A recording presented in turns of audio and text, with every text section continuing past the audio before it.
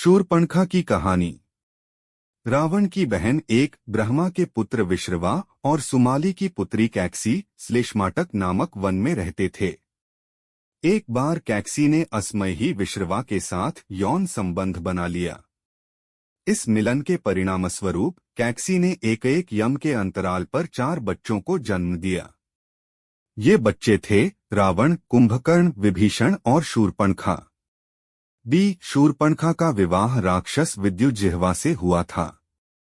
दंपति से जो पुत्र उत्पन्न हुआ उसका नाम शंभुकुमार रखा गया। कालकेय विद्युज्जिह्वा के भाई थे।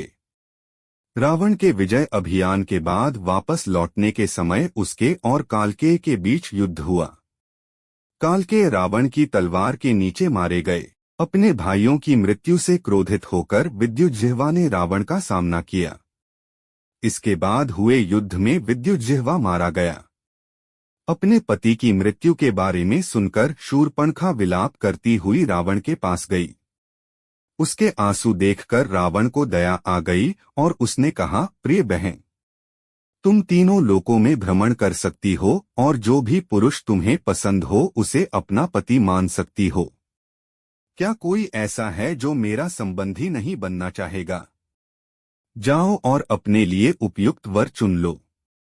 यदि कोई तुम्हारा प्रस्ताव ठुकरा दे तो मुझे सूचित करो, मैं आकर उसे तुम्हारा पति बना दूंगा।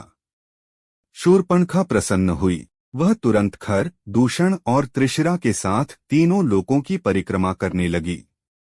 उत्तर रामायण अरण्यकांड। लक्ष्मण के समक्ष शूर्पणखा के पुत्र शंभुकुमार दंडकारण्य में शिव की तपस्या कर रहे थे।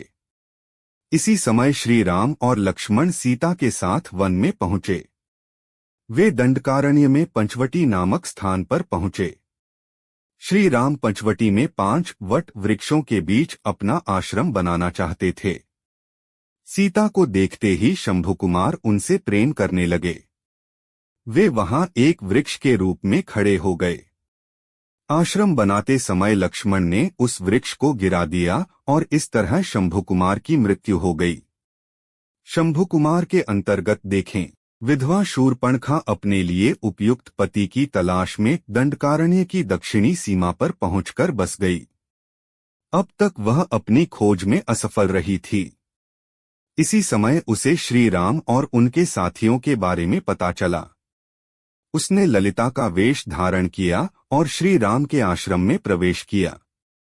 श्री राम को देखते ही वह कामुक वासना का शिकार हो गई।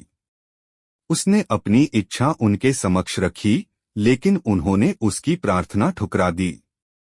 निराश शूर्पणखा ने तुरंत आश्रम छोड़ दिया, लेकिन वह सीता के सामने फिर से प्रकट हुई। यह महसूस करते हुए कि जब तक सीता जीवित है श्री राम उससे प्रणय निवेदन करने के लिए तैयार नहीं होंगे, शूर्पणखा क्रोधित होकर सीता पर टूट पड़ी। लक्ष्मण, जो यह सब देख रहे थे, अचानक वहां पहुंचे और उसे आश्रम से बाहर धकेल दिया।